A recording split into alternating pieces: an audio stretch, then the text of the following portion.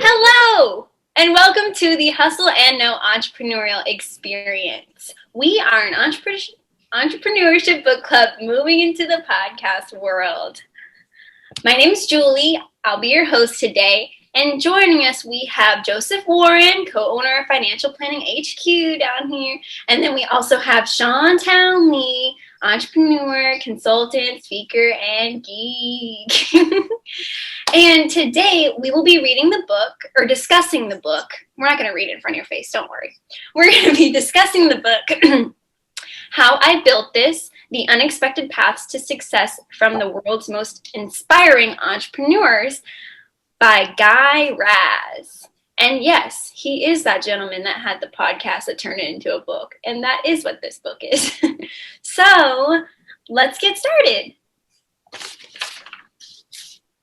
Okay, team. In one word or sentence, give me your synopsis of the book. If you were the author, what is the main point you'd want the reader to take away from this book? Let's have Shawn go first, because I'm eager to hear what he has to say about this book. Even you can build a business. Okay, that was one sentence or phrase. So that was very impressive. I'm trying to stay more letter of the law these days. We break the rules here all the time. Tell us more, Shawn. Tell us more.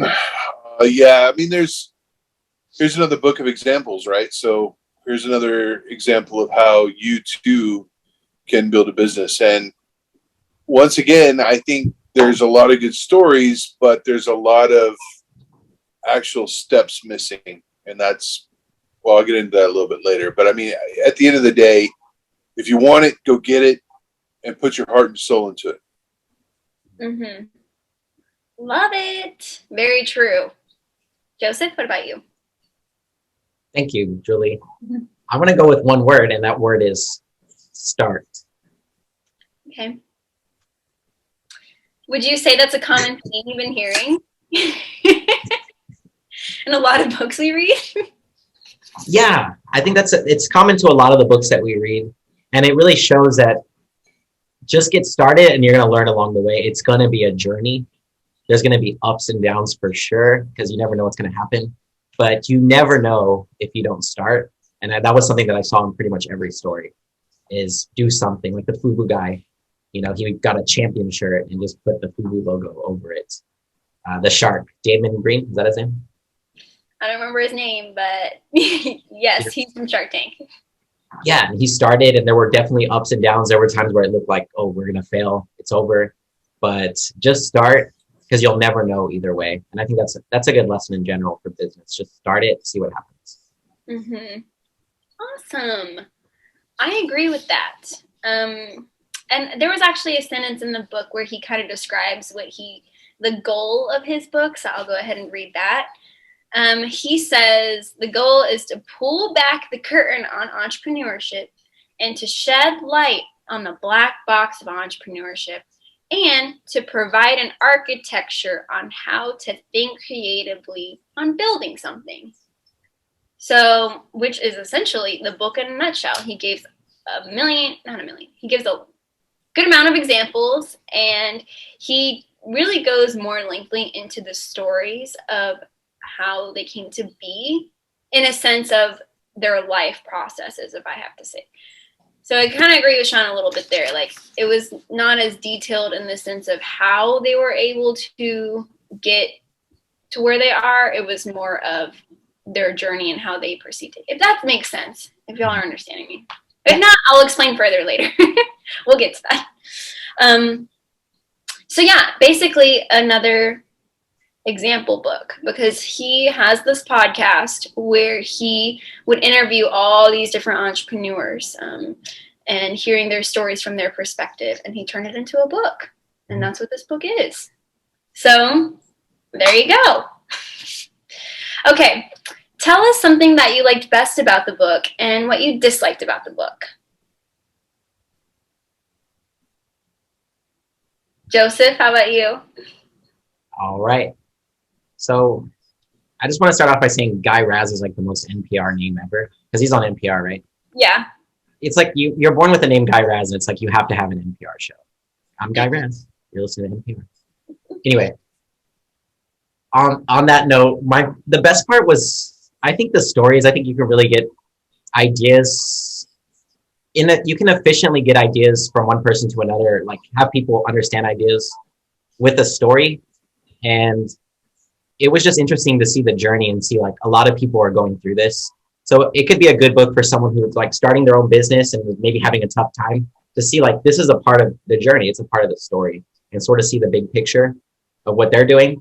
And it could also be for someone who's like maybe afraid to start a business, or there's some fear or apprehension, because it can inspire you that, yes, just try it out, see what happens. You know, the worst that can happen is you just learn something.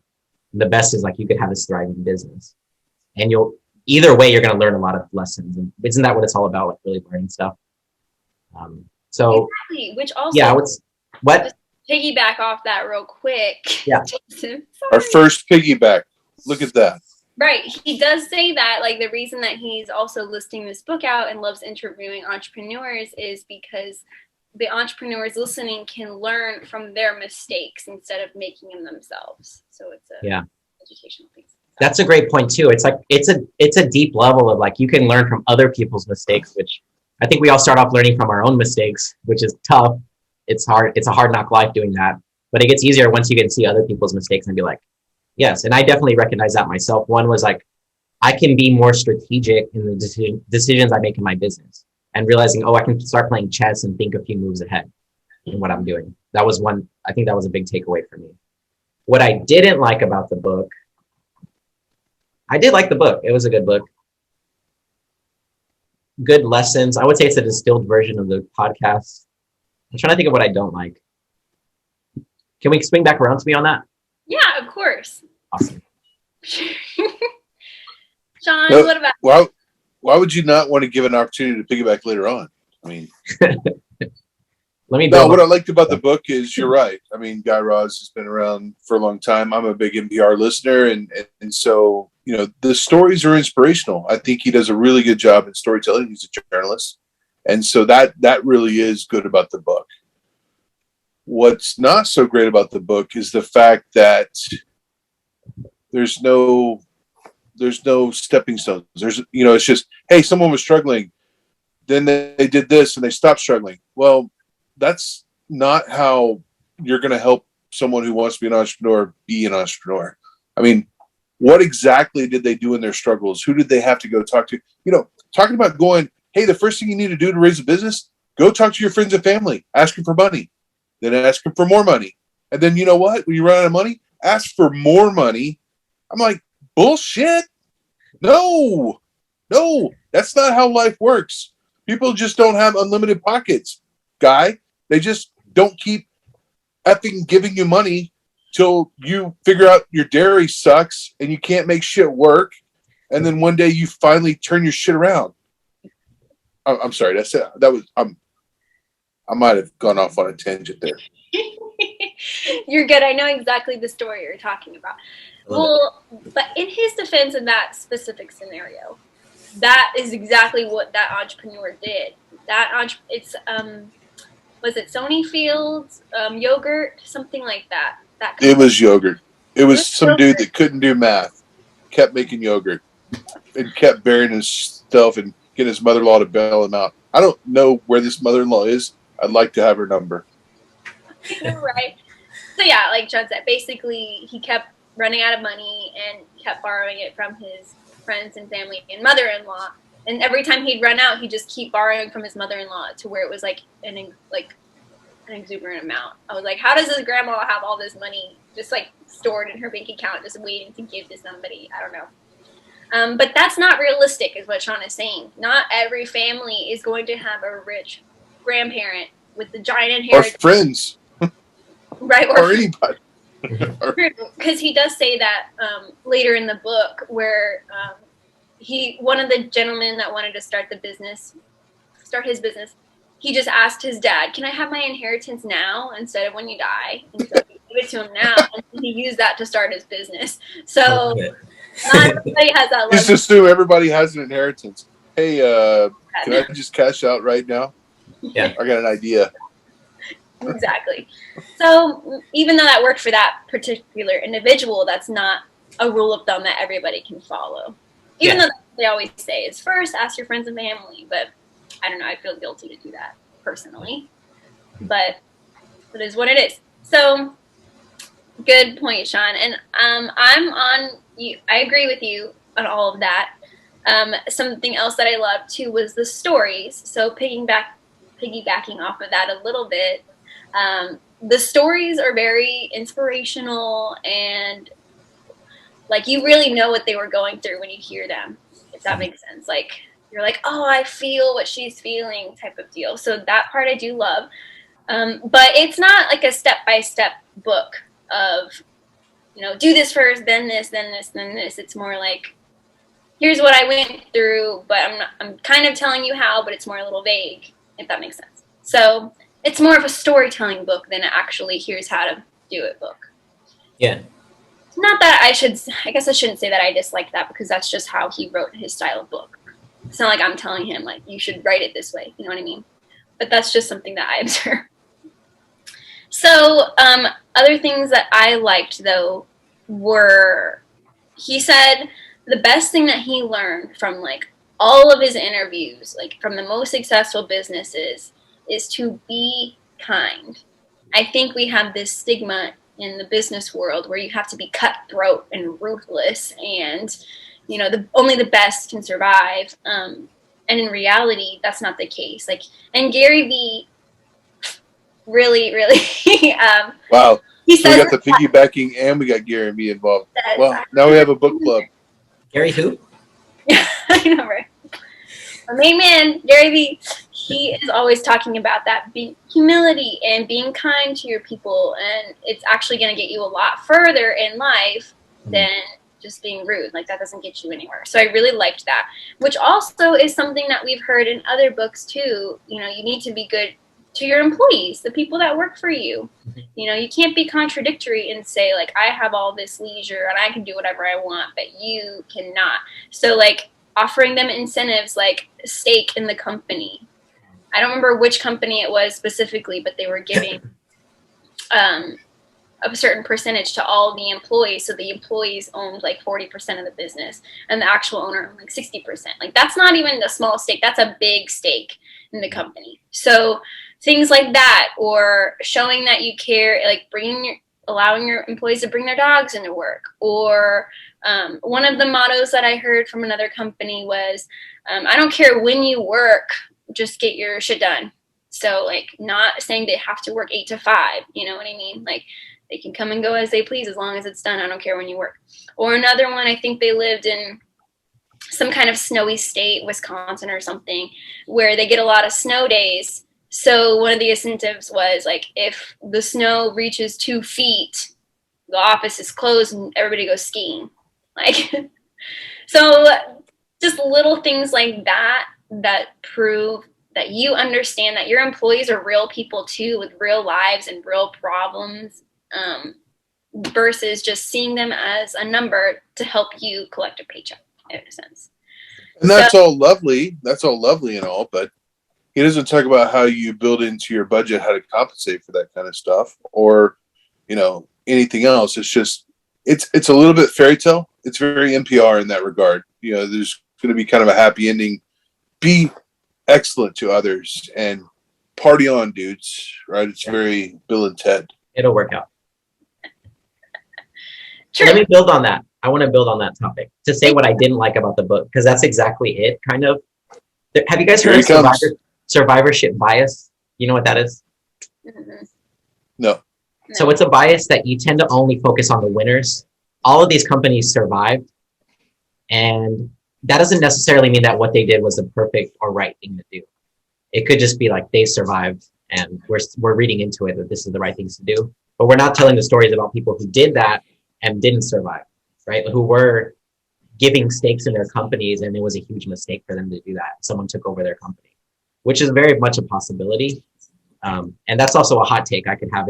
It may be, you want to be very careful who you give control of your company to. Because you could lose control of your company. It happens all the time. And you may have a good employee, but you want to make sure they're going to take it over, basically. You're going to be giving them controlling interest or a percentage of your business.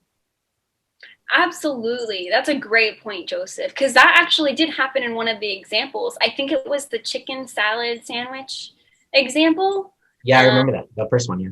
Yeah, and that one was also a very powerful example because she basically had like a husband and 3 kids, and then her husband left her, so she was like a single mom, and she was like, how am I going to afford to pay for all these kids? So she just started selling chicken salad sandwiches to her neighborhood and her friends for like extra money, and then ended up she got shut down shut down. So then she talked to a lawyer, and then the lawyer helped her get back up and get her own brick and mortar, and then they ended up falling in love, and then, you know, all that fairy tale stuff. Fairy tale. But it happened to her, so that's why he's saying this, because it can happen, even if it's not that likely.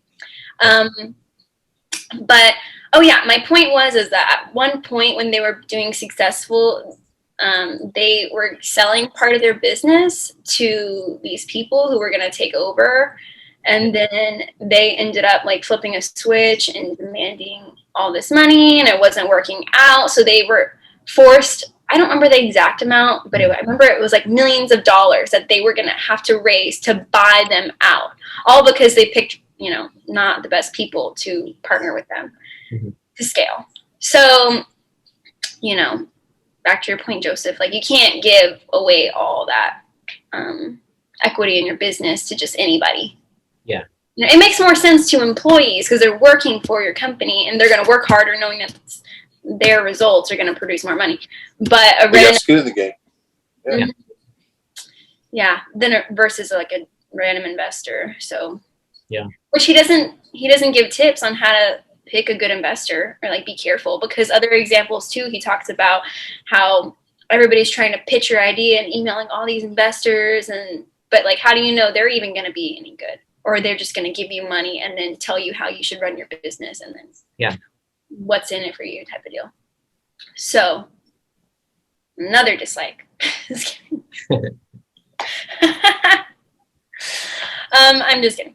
So anyways, I guess moving on, what is something that you learned from the book that you didn't know before, and how are you going to apply it to your life? Some deep thoughts here. Joseph, go ahead. I think I'm just going to go to my rich uncle and I'm just going to say, hey, give me that, you know, that $2 million, give it to me now. So I can put it into my business. Give it to me. Just I need it. Can I get in on that action? It's my money and I want it now. Oh my God. Can I get in on that action, please? I'm Holy just joking. Shit. I think I alluded to this earlier, but in my business, I'm going to be more strategic and think about the long-term consequences of the decisions that I'm making and what could go right, what could go wrong, and what to do if those things do go wrong. And it's a mix of the financial planning that I've been doing, like realizing it's good to have a backup plan if things go wrong, right? So you're not panicking. But at the same time, reading this book really cemented it that you have to have a strategy if you're going to go into business. And you have to know like what your next steps are and be prepared for anything that could go right and anything that could go wrong. Love it. Awesome. Okay, what about you, Shawn? For me, it's a little bit more the fairy tale. If I think things are going to come out okay, they're going to come out okay. I mean, I think it's just power of positive thinking. Did I say that with a straight face? I mean, oh my God, what am I going to take away from this book? There were some good stories. Maybe I should be a better storyteller.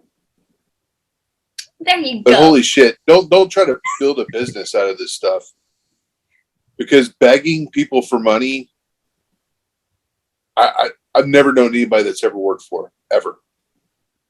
It's like a fairy godmother type of thing to have someone give you money to build a business. You know what? I mean, I'm telling you. I'm reading a book right now called Outliers by Malcolm Gladwell, and it makes so much more sense. People being born at the right time, the right situations, as opposed, 10,000 hours of, practicing what they're doing makes way more sense than coming up with some idea and begging people for money. So, what am I going to take away from this? Think about your business with a positive outlook. Okay. And hope that you were born in the right time with the right people, with the right relatives that have money. I mean, he does say that in the book where you have to embrace how your luck, in a sense, you know. Embrace your luck. There you go. That should be our motto. Embrace the luck. Yeah, because a lot of the stories he said, it was people, right place, right time. Like, you never know. So, okay, something that I'm going to apply is he had mentioned having like a good support system, someone that you can like vent to. And when you're going through tough times, you know, sometimes you just need to talk it out, or write it out. So he was saying, just write it all down on paper, and then you can read it back to yourself, and it helps you relieve stress and realize like, okay, if you write it down, you'll be able to like figure out steps on how to make it better in a sense. So I really like that. So I'm going to apply that. Or join our clubhouse on Monday nights at 9 p.m. Central. That's true. Join our therapy session. We'll help you too. We'll talk it through. Yes. Okay, any other things that y'all liked about the book that you want to mention? I want to build on what you said, Julie. Yeah, go ahead. Whatever the word is. Piggyback. Okay. Piggyback on what we were saying. And I remember times I had to have very difficult business conversations with people that I knew were going to be tough to have. And that really helped me a lot, what you were saying, like writing it out, what I wanted to say beforehand. And really thinking like what could go wrong, what could go right. So I just wanted to speak that is something that can be very powerful. Yeah, definitely. Which is also something we've also learned in Eat That Frog. Yep. Write it out. Write it down. Okay. Can't believe Julie said that. Yeah, like a diary. Okay, let's see. Any other last things I want to say? What was our favorite story? My favorite story, I think, would have to be the Cliff Bar story. Okay. Shawn. I don't know if y'all remember this guy, because he was talking about a chapter about when to sell or when not to sell or when to stay in your business. And essentially, the guy who made Cliff Bar initially started it like experimenting with good flavors of protein bars or whatever. And it ended up getting so huge to where they were going to sell it. I don't know if it was Kellogg's or some big company like that was going to buy them out for $60 million. And he immediately, like, at first was like all on board, but then he was like having doubts about it because he loved what he did on a day-to-day basis. He didn't want to just quit and retire. Like, what is he going to do now? Like, he loved his day-to-day life working in the business. So I'll retire at 60 million. Exactly. But then, and also because he had started, the name of the company was based off of his dad. So it was like a special connection to him also. And he's like, I'm just going to sell it away. And yet he had a business partner who wanted to sell and was like, sell it. I don't remember I think it might've been 60 million each. It was a lot of money. But then after he decided to decline, he had to also come up with 60 million to buy her out. But in the long run, by sticking it out, and they don't say how, I guess his popularity just grew naturally, and it just grew. They didn't say how? They didn't say how it grew, but eventually it became to like be worth like $1 billion. So point being is like, it's good that he didn't sell out when he did, because eventually he's lucky. More money. But then that's also a relative thing. Like, how much money do you actually need to be happy? Like 60 million versus $1 billion, like at least $1 billion. How are you gonna sell? I'll try at 5 million. I'll try from there. I'll try to smile once I have $1 billion, so I agree. Exactly. But the point is I liked his persistence. He really did care about his company and his day-to-day life, and he didn't want to just give that all up to anybody just for a quick dollar. You know what I mean? So it's not a quick dollar. I know. I think if roles were reversed, I would have definitely sold it. See, I'm all about when to sell out. What's my exit strategy? Exit. Get out of there. Make that money. Forget the grind. Mm-hmm. Move on. Yeah. And then if you get bored, you start another company. Exactly. That's why I would have cashed out if it was me. But it was more personal to him. So I really liked that story. Yeah. Anybody else? Oh, actually, I really like the Airbnb story too. Y'all remember that one? That one was horrible. It was horrible? You didn't like it? Yes. Why? The way that story was told was horrible. Okay. He bounced around on that one quite a bit. Okay. I see what you're saying. The way it was told, because he did hop back and forth, so which I didn't really like. Sometimes he'd go and refer to previous stories. Yeah. And then I'm like, wait, you're talking about a different story right now. Why are you talking about a different one? Because then I would get all confused.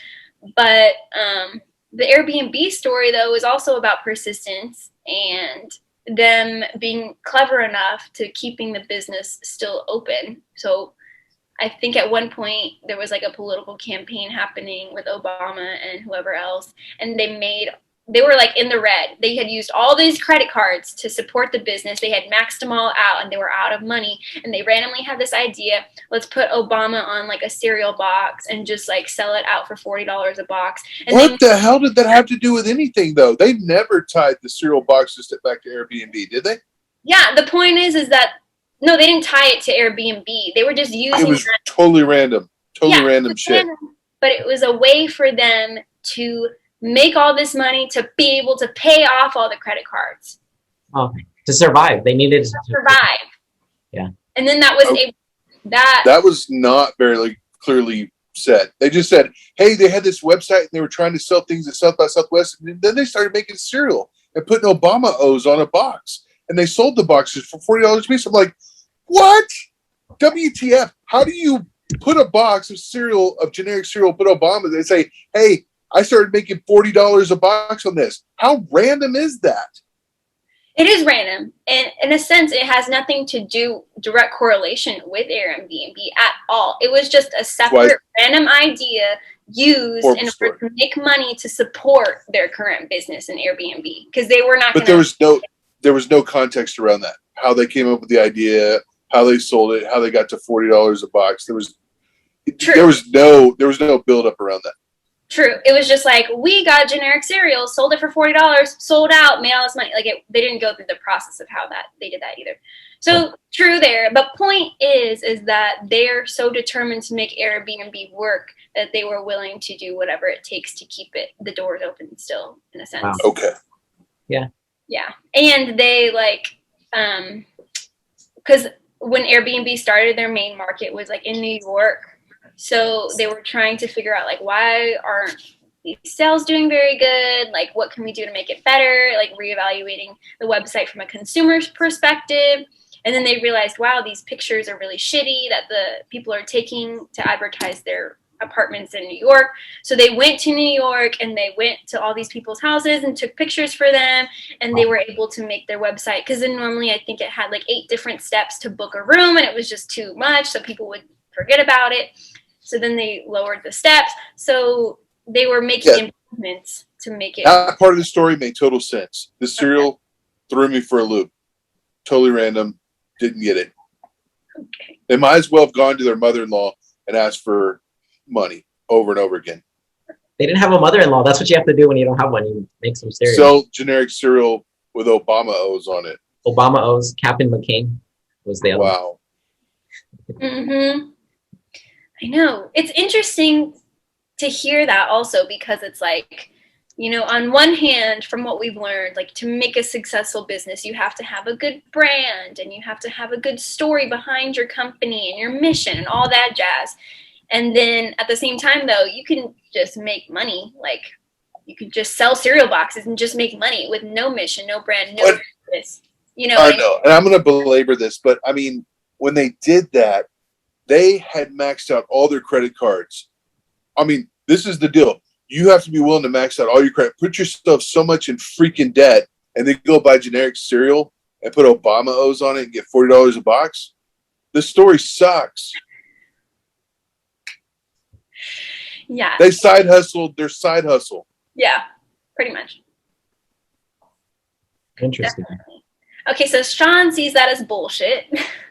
I I see do. that as determination. I see this creative. That's how I see it. It's creative. When you're poor, dig further down and hope you can sell cereal for $40 a box. Yeah. And then convince people that you can build another business that's already, way in debt to do it. Yeah. True, but look how successful it is now. Airbnb. Yeah. To Joseph's point, how many businesses failed on that same formula? True, a lot. They were able to think of a creative idea to get them out of their debt. I can get behind the OPM portion of this, using other people's money. Putting yourself into debt and getting as many credit cards as you could and having a book of credit cards and maxing them all out and being proud of that somehow does not make sense to me. The Airbnb model is stupid. I'm glad they made it. I use Airbnb, but the way they did it, I would never do that. I would never recommend anybody ever do that. That is a good point. I see what you're getting at now. We all are also very financial, smart people, like in that sense. Like you wouldn't want to risk your livelihood. But these are also like young, single people. They have nothing to lose other than their homes. But they don't sound like they have a home. They're living in apartments or something. That was the other message. If you're in your 20s, you can screw up as much as you want. You got plenty of time to bail yourself out. True. That was the other message. Put yourself in debt, ask other people for money, and if you're young enough, just plow on. Just start a new life somewhere if it doesn't work out. So, yeah, just go to Wyoming. Declare bankruptcy and move on. Mm-hmm. True. Very true. Sorry, Guy. Not buying it. I'm not recommending to my 20-year-olds that they do that. True. I don't care how determined they are. Which I think just also goes back to Guy's point of the book was just to share stories of what other people did. I don't think he was recommending that specifically, like to max. I know, but his story is like, I've been a successful guy in journalism and I started a podcast. It was so scary. I had a name in the business and I started it and people loved it kind of right away. And I never really struggled. This is how I built it. Sorry, I should stop. Guy's going to call me up and say, what the hell, dude? What's your problem? Why are you so angry? We can talk about that on Clubhouse. Yeah, exactly. True. Well, yeah, essentially, yeah. If you want to check out this book, feel free. If you want to hear stories about other successful businesses and how they did it in a sense, their story, but not step-by-steps. That's your disclosure for the book. Then go for it. You can find more about it in the description. Thank you so much, everybody, for watching our video. Let us know also what you think in the comments, if there's any other books you'd like us to read. And don't forget, never forget, that hustle beats talent when talent doesn't hustle. We'll see you next time. Bye.